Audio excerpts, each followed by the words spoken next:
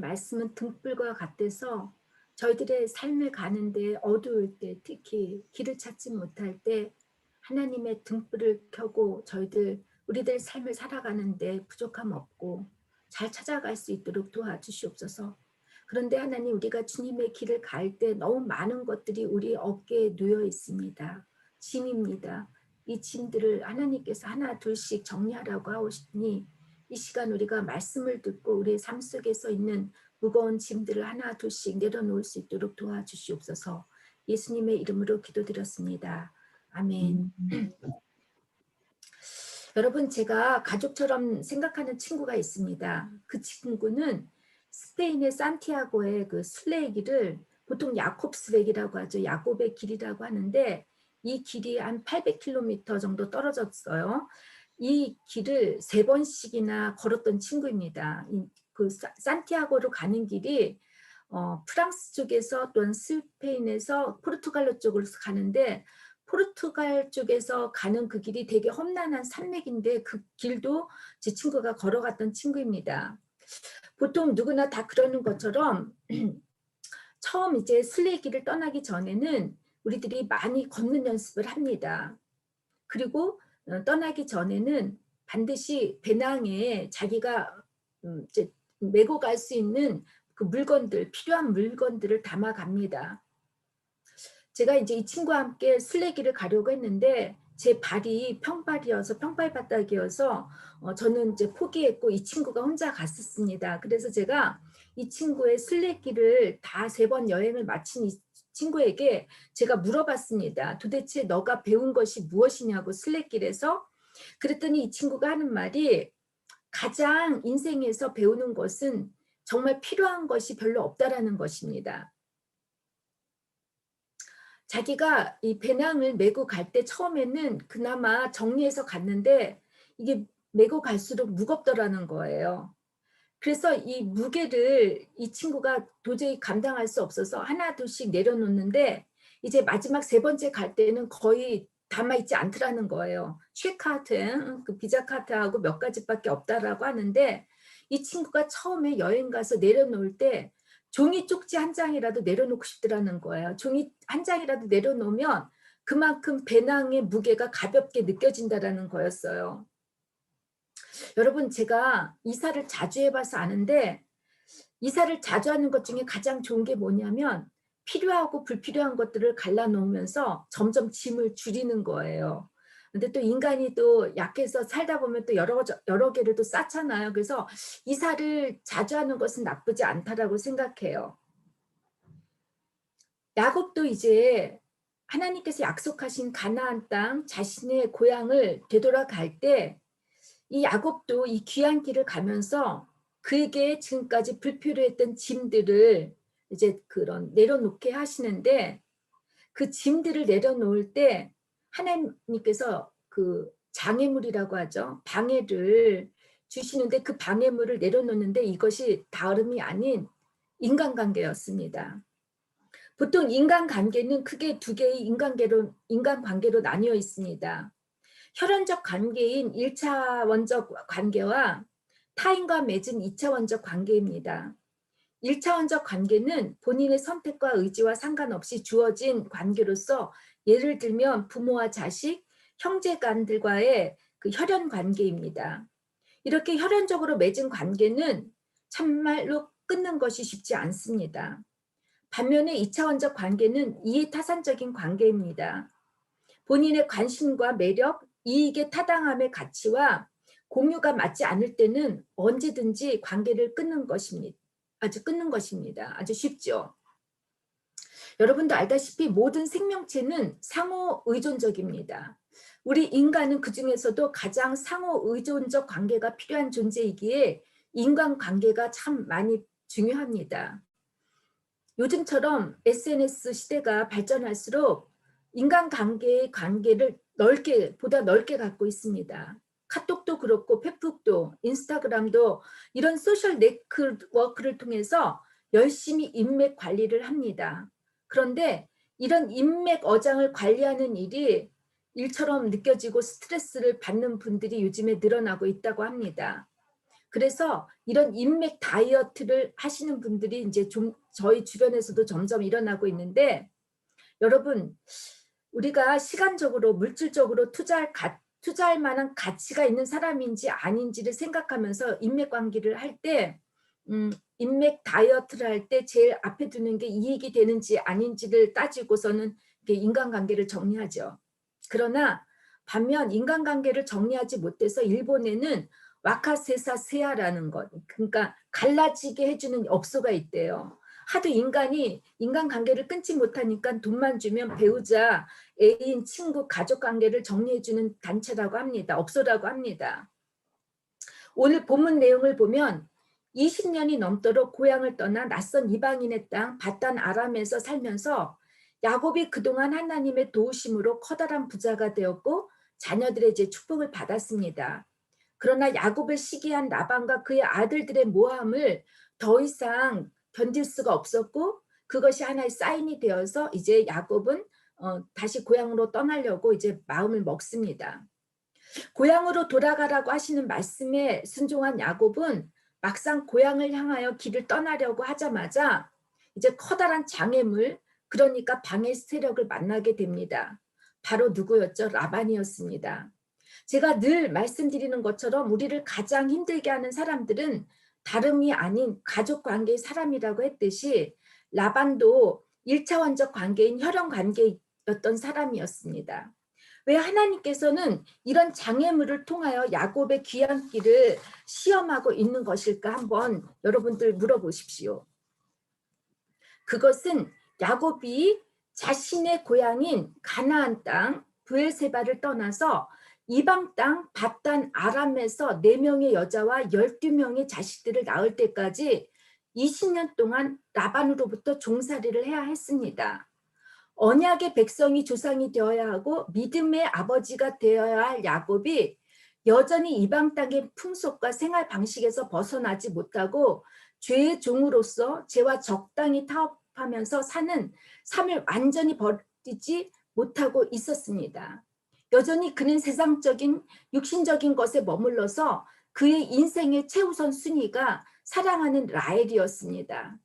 여러분, 그 실험 다 아시죠? 1971년에 있었던 스탠포드 감옥 실험, 여러분들 제가 한번 설교에서 얘기했는데, 이 감옥 실험에서 보는 것처럼 인간은 한순간에 권력에 복종하는 게 가능합니다. 뭔가 영혼이 쉽게 종이나 뇌로 변할 수가 있다고 한다면 20년 동안 라반의 종살이가 야곱의 삶에 어떠한 영향을 미쳤을지 상상이 가지 않겠습니까? 야곱이 믿음의 조상이 되기 위해서는 이제부터 종이 아니라 하나님께서 계획하신 하나님의 언약의 백성으로 살아야 하는데, 여전히 그는 종으로서의 인식과 삶에 머물러 있었기에 하나님께서는 그가 과거의 종으로 이제 삶을 단절하라고, 청산하라고 이렇게 라반을 붙여주신 것입니다. 라반은 이기적 욕심에 사로잡혀 10번이나 야곱을 거짓말로 속이고 이용했던 사람입니다. 그는 43절에 보니까 여전히 딸들도 자신의 것이라고 하고 양떼도 자신의 것이라고 하고 야곱이 보이는 모든 것은 다 자신의 것이라고 할 정도로 아직도 자신이 주인인 양 야곱을 종처럼 대하고 있습니다. 또한 야곱을 죽일 수 있다라고 이렇게 엄포를 놓습니다. 언약의 주체가 되어야 할 야곱을 종의 근성에서 벗어나게 하시기 위해서는 하나님께서 야곱이 그동안 라반과의 맺었던 모든 과거의 관계들을, 그 고리들을 깨끗이 끊어버리시기를 원하셨습니다. 언약의 백성인 우리도 마찬가지입니다. 하나님을 인격적으로 만나고 하나님의 자녀로서 관계를 맺게 되면 우리의 인생의 방향이 바뀌어져 갑니다. 지금까지 우리가 세상과 짝하며 살았던 모든 생활의 방식과 태도들이 변하여야 합니다. 세상적인 삶에서 하나님께서 요구하시는 새로운 삶을 살아야 하기 때문에 우리의 오래된 잘못된 습관과 가치관, 또 성품이 달라져야 하고 우리가 맺고 있는 인간관계들도 새로워져야 합니다. 하나님 중심으로 살아야 가기 위해서는 제일 먼저 우리가 받는 그 훈련은 인간관계이고 인간관계의 다이어트가 필요합니다. 왜냐하면 관계의 대상이 우리가 하나님으로 바뀌었기 때문입니다. 그러면 도대체 하나님의 자녀인 우리가 어떻게 하면 인간관계를 정리하고 청산해야 하는 것인지, 또 우리의 신앙에 방해가 되고 우리를 계속해서 시험하는 인간관계의 고리로부터 어떻게 하면 자유로울 수 있을지, 여러분 오늘 음, 있을지 우리 다시 이 말씀을 통해서 우리가 생각해 보겠습니다. 저는 설교를 준비하면서 이 물음에 대한 대답을 본문 말씀에 등장하는 야곱과 라헬을 통해서 봤습니다. 이 시간 우리들 중에 아직까지 내가 끊지 못하고 여전히 얽매여 있는 인간관계는 무엇인지, 무슨 장애물이 있는 것인지, 어떻게 하면 잘 정리할 수 있을지 주님의 말씀을 이 시간 들으시고 얽히고 설킨 인간관계의 복잡함들로부터 깨끗이 정리 청산되기를 주님의 이름으로 축원합니다. 하나님께서 요구하시는 인간관계의 청산의 첫 번째 단계는 도피나 피함이 아니라 부딪힘입니다. 라반은 야곱의 외삼촌이기도 하지만 자기 두 아내의 아버지, 그러니까 장인이기도 합니다. 라반과의 관계를 칼로 무를 자르듯이 깨끗이 정리하고 청산하는 게 참으로 쉽지 않습니다. 그것도 혈연으로 맺어진 관계는 더욱더 그렇습니다. 20절을 보니까 야곱은 라반이 양털을 깎으러 나간 틈을 타서 라반에게 알리지 않고 가만히 떠나고자 했다고 합니다. 그는 라반과의 관계를 깨끗이 정리하지 못하고 대충 피하려고 했습니다. 야곱이 라반으로부터 도망했던 이유가 37절에 나옵니다. 라반의 딸들을 뺏길까 봐 두려워서였다고 합니다. 야곱은 라반이 두려웠기 때문에 당당하지 못했습니다. 문제에 부딪혀 해결하지 않고 문제로부터 도피하려고만 했습니다. 야곱은 도피 도망의 삶에 익숙한 사람이었습니다. 형 에서를 속이고 에서에게 용서를 구하지 못하고 결국은 에서의 분노가 두려워서 도망을 갔던 야곱이었기에 문제에 부딪힘보다는 피하는 것이 익숙해져 있었던 사람입니다. 그러나 하나님은 그가 이제부터 도망자의 삶을 살기를 원하지 않으셨습니다. 22절에서 24절을 보니까 라반은 야곱이 모든 소유를 이끌고 도망한 지 3일 만에 야곱이 없어진 줄 알았다고 했습니다. 하나님께서는 라반으로 하여금 야곱의 그 뒤를 뒤쫓게 하셨습니다.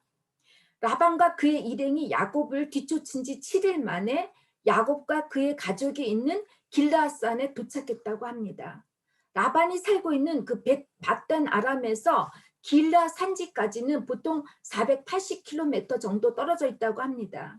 야곱은 어린 아이들과 4명의 여자들을 끌고 10일 만에 이 480km나 떨어진 길르앗산에 이르렀지만 그것을 계산했다 보면은 하루에 48km를 달렸다는 것입니다. 이는 야곱이 얼마나 라반을 두려워했는지 알 수가 있습니다. 야곱은 라반에게 잡히면 죽는 줄 알고 도망을 했던 것입니다. 그러나 라반과 그의 일행은 야곱을 만나려고 이제 480km의 길을 7일 만에 달렸다고 하면 하루에 보통 70km를 달렸다는 것이니 그 라반은 어떤 마음이겠습니까? 어떻게 하면 야곱을 복수하고 싶은 마음이었겠지요.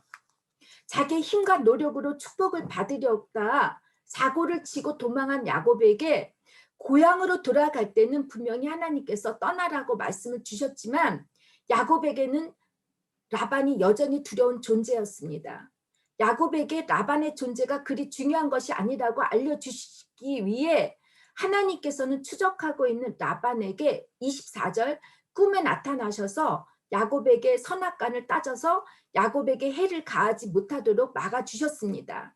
하나님께서는 약속의 땅으로 돌아오는 야곱이 도망자로서가 아니라 하나님의 자녀로서 떳떳하고 당당하게 돌아올 수 있도록 인도해 주신 것입니다. 여러분, 인간관계에서 특히 가족 성원 간의 갈등이나 문제들은 어느 누구에게나 있습니다. 인간관계의 갈등을 떠올리면 항상 여러분들은 불협화음, 대치, 분노, 긴장, 고통, 파괴, 싸움 등 대부분 이런 부정적인 감정이나 단어들이 떠오를 것입니다. 우리는 대부분 갈등을 부정적으로 생각하고 갈등이 없는 상태를 바람직하다고 생각하고 있어서 가급적 부딪히지 않고 피하려고 하는 분들이 계십니다. 인간관계에 있어서 갈등은 피해서 해결될 수 있는 것이 아니기 때문에 어떻게 하면 갈등을 피하거나 없앨까 고민할 것이 아니라 어떻게 하면 인간관계의 문제들을 효과적으로 처리해야 하는가에 대해서 여러분들은 고민해야 합니다. 갈등을 피하려다 보면 상대방에게 갈등의 문제들을 알리지 않기 때문에 인간관계는 더욱더 계속 꼬일 수밖에 없습니다. 설사 인간관계의 문제나 갈등을 도망치듯 피해서 살 수 있다고 하시는 분들이 계시겠지만 갈등을 대하는 나의 패턴이 변하지 않는 한 새롭게 만나는 그 사람들과도 과거에 겪었던 똑같은 패턴의 유사한 갈등을 반복하게 됩니다. 그래서 하나님께서는 관계를 피하여 도망치지 않게 하시려고 라반을 만나게 하셨고 야곱이 그동안 말하고 싶었지만 말하지 못했던 것, 억울한 심정들을 라반에게 토로할 수 있는 기회를 주셨습니다. 첫 번째, 인간관계를 청산을 위해 부딪히시게 하셨다면 두 번째 단계는 과거와의 대면을 통해 감정적인 상처를 정리하게 하십니다. 38절에서 47절을 보니까 야곱은 그동안 라반과 살면서 라반에게 받았던 부당함과 속상함을 진솔하게 설명을 하고 하나님의 인도하심과 역사함을 간증합니다. 지난 20년 동안 라반을 위해서 열심히 일했지만 라반은 자신을 속이고 품삯을 제대로 주지 않았다는 점과 그런 라반임에도 불구하고 한 번도 그의 소유를 탐내거나 도둑질하지 않았고 도리어 라반의 양들이 없어질 때 자신의 양으로 보충했던 야곱의 결백함을 또 주장하게 하십니다. 계속해서 야곱은 낮에는 더위와 밤에는 추위를 무릅쓰면서까지 정말 최선을 다해서 눈 붙일 겨를도 없이 라반을 위해서 열심히 일했던, 그러나 그거에 대한 보상을 받지 못했던 야곱의 아픔과 상처, 감정 상함을 토로하게 하십니다. 마지막으로 라반에게 자신의 믿음을 이제 간증케 합니다. 라반이 수단과 방법을 가리지 않고 야곱을 이용하고 있는 동안에도 하나님께서는 야곱의 고난과 수고를 보시고 빈손으로 라반으로부터 떠나지 않게 하셨다며 이제 하나님을 증거하고 찬양케 합니다. 여러분, 우리가 인생을 살다 보면 과거와 현재가 끝없이 대화를 합니다. 몸은 이미 현재와 있는데 감정이 아픈 그 상처는 과거에 그 자리에 그 시간에 머물러 있어서 괴로워하시는 분들이 많습니다.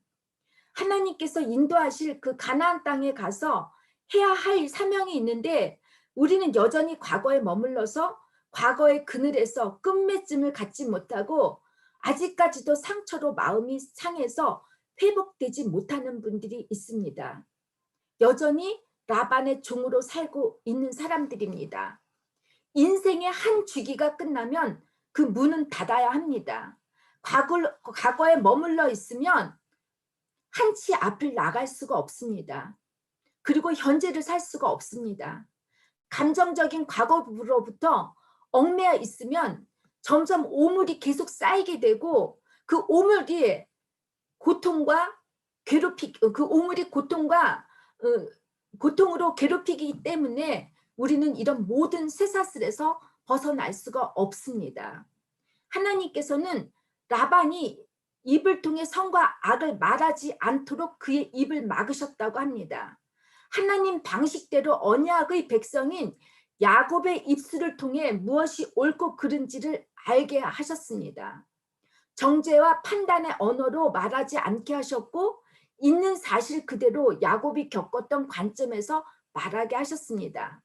이 야곱이 사용한 대화의 기법을 보통 심리학적 표현을 빌리자면 묘사적인 언어라고 합니다. beschreibendes Wort. 상대방을 정죄하거나 비방하고 동기를 해석하는 것이 아니라 일어난 일들을 그대로 기술하는 표현법입니다. 저 역시 독일 교회에서 일을 하다 보면 독일 목사님들과 크고 작은 일들에 이렇게 부딪힘이 있습니다. 그럴 때마다 저는 이 묘사 기법의 대화 방식으로 문제에 대한 갈등을 풀려고 하는데 정말 많은 도움을 받습니다. 이 대화의 방식이 가장 좋은 것은 대화가 내 중심이 되면서 대화가 끝났을 때는 더 이상 과거의 속상함이나 상처, 아픔, 과거의 이런 감정들을 사라지게 합니다. 그와의 관계가 설사 끝이 난다 해도 인간관계에서 다시 자신감을 얻게 하고 감정 노동에 더 이상 시달리지 않게 하시는 것입니다. 여러분, 모든 인간관계는 부모나 자식, 부부도 마찬가지로 투자한 만큼 보상을 받으려고 합니다. 보통 누군가를 사랑할 때 행복함을 느끼는 이유는 상대방으로부터 내가 투자한 것에 뭔가 긍정적인 것이나 그런 보상을 받았기 때문입니다. 어쩜 보상을 크게 받는 것이 좋아서 인간관계에 열심히 물질을 투자하고 사랑과 애정을 투자하고 그리고 상대방의 존재 가치를 높여주는 이런 투자를 합니다. 그런데 본인의 투자의 노력만큼 만족감이나 행복감을 받지 못할 때 인간관계가 무너집니다. 인간관계에 스트레스를 받고 인간관계가 일처럼 느껴집니다. 상대방으로부터 기대한 성과나 만족을 얻지 못할 땐 더 큰 성과를 제공할 관계를 찾으려고 합니다. 새로운 대처 관계를 찾으려고 하죠. 남이면 보지 않고 만나지 않아도 되는데 가족이면 그 자리를 대체할 사람이 없습니다. 한국 중년 부인들은 남편을 대체할 사람이 친구 아니면 집에서 기르는 강아지라고 하는데 정말 이게 슬픈 일 아니겠습니까? 그 누군가의 대처 관계를 찾을 것이 아니라 하나님과의 관계로 가족 관계 갈등과 문제를 풀어가야 합니다. 우리가 하나님의 언약의 백성이기 때문입니다. 얼마나 나는 하나님과의 소통이 잘 되고 있는지, 하나님의 말씀에 얼마나 순종하고 있는지 말씀과 기도를 통해서 그리고 건강한 공동체와의 나눔을 통해서 풀어가야 하는 것입니다.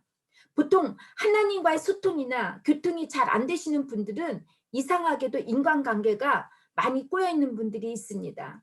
하나님과 나와의 관계는 곧 나와 인간관계의 전형적인 모습이기에 혹시 여러분들 중에 인간관계의 갈등이나 부부와 자녀와의 또한 의사소통 문제로 속상하신 분들이 계시다면 여러분들 평소에 내가 얼마나 하나님의 말씀에 비춰서 살아가고 있는지, 내가 얼마나 기도를 통해 하나님 소리에 귀를 기울이는지 뒤돌아보시기를 주님의 이름으로 부탁을 드립니다. 먼저 하나님과의 온전한 관계를 회복하실 때 여러분의 인간관계들이 잘 정리되실 거라고 믿습니다.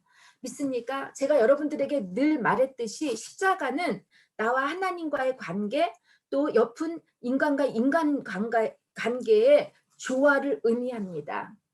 이제 인간관계 정산을 위해 하나님께서 요구하시는 세 번째 단계는 죄의 대물림, 죄의 불순물을 완전히 끊어버리는 것입니다. 창세기 20장 24절에 이러므로 남자가 부모를 떠나 그의 아내와 합하여 둘이 한 몸을 이룰지로다 라는 그런 결혼의 원리에 대해서 말씀하고 있습니다. 아내와 합하여 하나가 되기 위해서는 가장 해야 할 일이 부모 곁을 떠나야 합니다.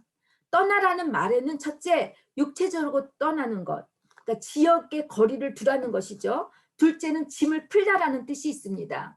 부모를 떠남으로써 그동안 부모에게 부담을 주었던 모든 짐, 물질적, 정신적, 감정적인 짐들을 덜어주는 것이고 마지막 셋째는 버리다라는 뜻입니다. 새로운 배우자와의 관계를 수용하기 위해서는 지금까지 맺었던 관계를 정리하라는 것입니다. 한마디로 부모로부터 재정적, 정서적, 육체적, 영적으로 독립해서 배우자와 함께 살라는 것입니다. 부모와의 관계를 청산하라는 것이 자칫 부모님을 내치라고 들릴 수 있지만 절대로 이렇게 생각하시면 오해입니다. 하나님께서는 분명히 십계명에 너희 부모를 주 안에서 공경하라고 하였습니다. 이는 부모님을 우리가 신처럼 떠받들라는 말이 아니라 부모님이 재정상, 건강상 어려울 때 자식으로서 부모님께 해야 할 의무입니다. 그것을 하라는 것입니다.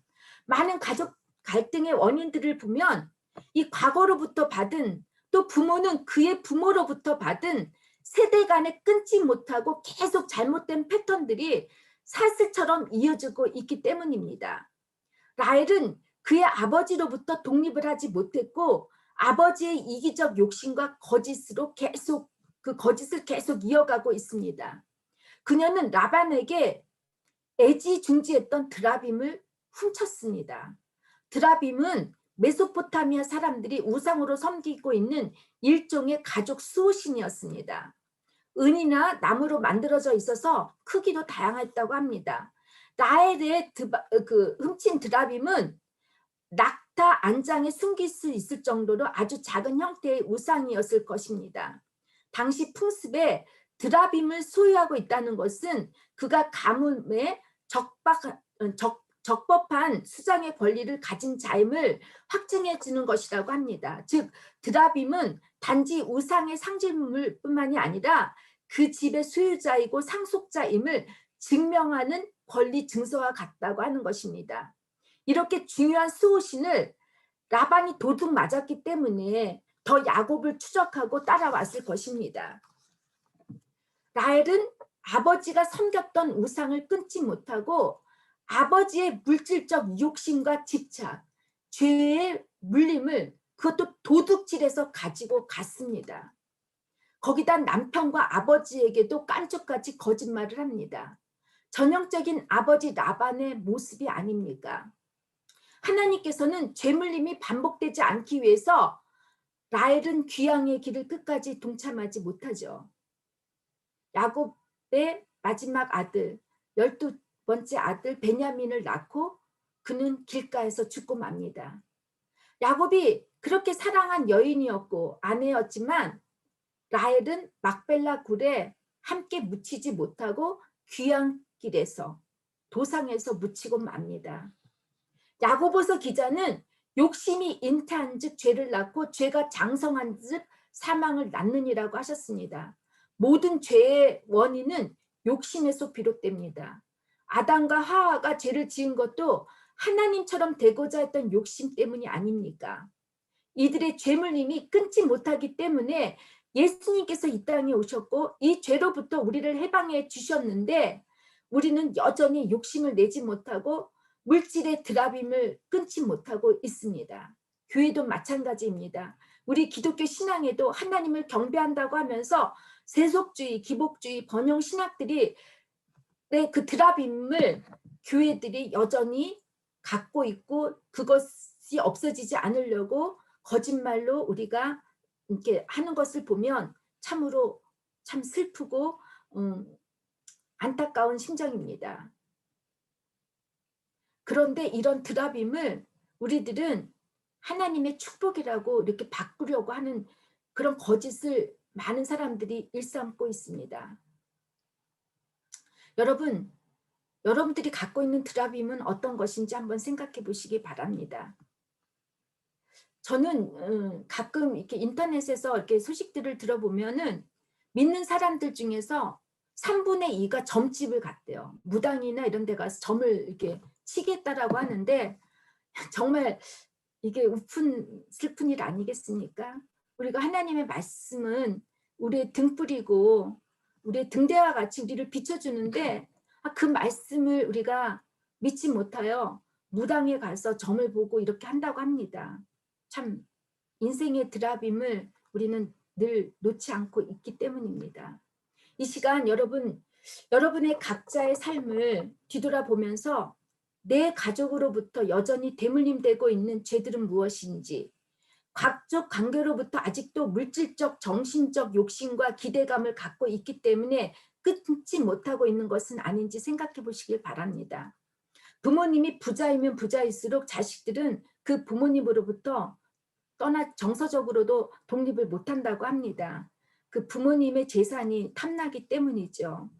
여러분들은 만약에 부모님으로부터 특히 시부모님으로부터 고통을 많이 받으시는 그 며느리들이 있는데 사실 부모님으로부터 받으려고 하는 욕심이 없으면 그 시부모님으로부터도 이렇게 마음고생을 많이 안 합니다. 여러분들이 솔직해지시기를 바랍니다.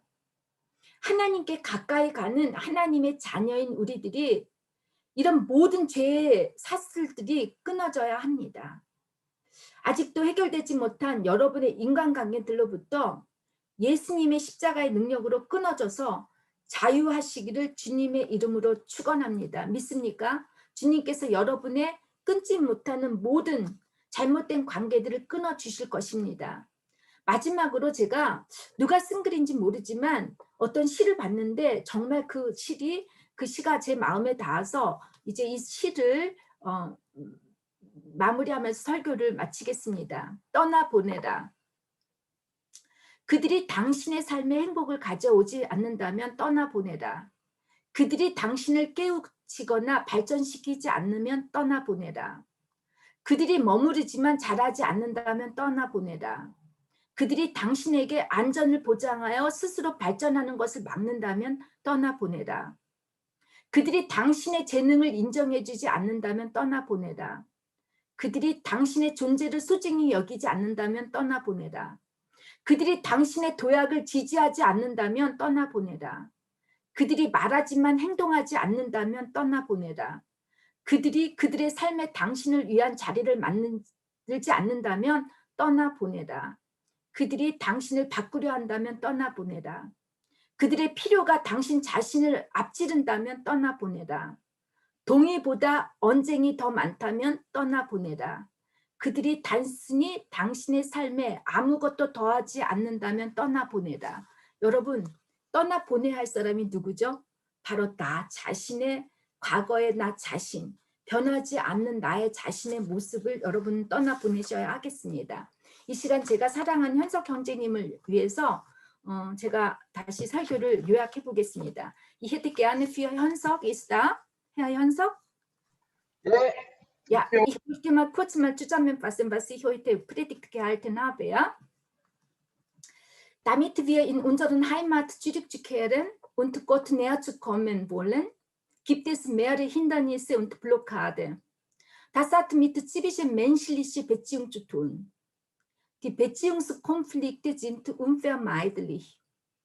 Gott hat uns ein paar Modelle der Konfliktlösung durch die heutige Lesung gezeigt. Jakob hatte versucht, in Konfliktsituationen mit Flucht und Vermeidung zu reagieren. Aber Gott hat ihn nicht zugelassen. Er lässt ihn direkt in ungelösten Konflikt mit Laban geraten, weil Jakob ist nicht mehr sein Knecht, sondern er als der Stammvater Israels, Gottes Volkes sein sollte. Gott hat ihm eine Gelegenheit gegeben, Jakob als nicht Konfliktträger, sondern als Konfliktauslöser seiner bis jetzigen Verletzungen, Enttäuschungen, Hilflosigkeiten und Wünsche zu äußern, damit Laban ihn zu hören und ihn zu verstehen. Zweitens sollte man versuchen, sich die dunkle Seite der Vergangenheit zu nähern und erinnern, damit er mit seiner Vergangenheit abschließen und aussöhnen kann. Gott hilft ihm dabei und er heilt ihn. Drittens sollte man versuchen, immer wiederholten die alten Familienmuster zu erkennen und davon zu bereien. Wir erkennen Parallelen zwischen Familienbeziehungen, sowie zwischen Rahel und ihrem Vater. Unsere Kinder wiederholen meine Muster. Alles, was bisher nicht gelöst wurde, das wird von Generation zu Generation weitergegeben. Die belastete unsere Beziehung. Gott will uns aus unserem alten, schmerzhaften Familienmuster erlösen. Dafür sollen wir jeden Tag das Wort Gottes hören und mit Gebet bewahren. 아멘. 다 같이 기도하시겠습니다.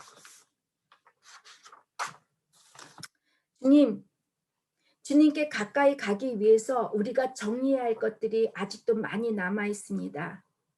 가장 내려놓지 못하는 인간관계, 오늘 말씀을 통해 어떻게 청산하고 정리해야 하는 것임을 가르쳐 주셨습니다.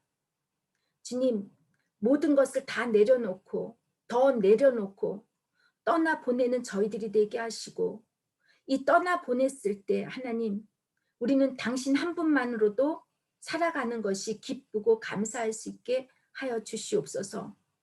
우리가 우리의 노력으로 되어지는 것은 아무것도 없습니다. 모든 것이 주님의 말씀에 순종할 때, 주님이 원하시는 삶을 살아갈 때, 주님의 모습을 닮아갈 때 우리의 모든 것이 되어진다고 하셨습니다. 주님, 성령님께서 저희들에게 늘 이 말씀 잊지 않도록 동기를 부여해 주시고 말씀으로 갖고 이 삶에 적용할 수 있도록 저희들에게 힘과 용기를 허락하여 주시옵소서. 예수님의 이름으로 기도드렸습니다. 아멘.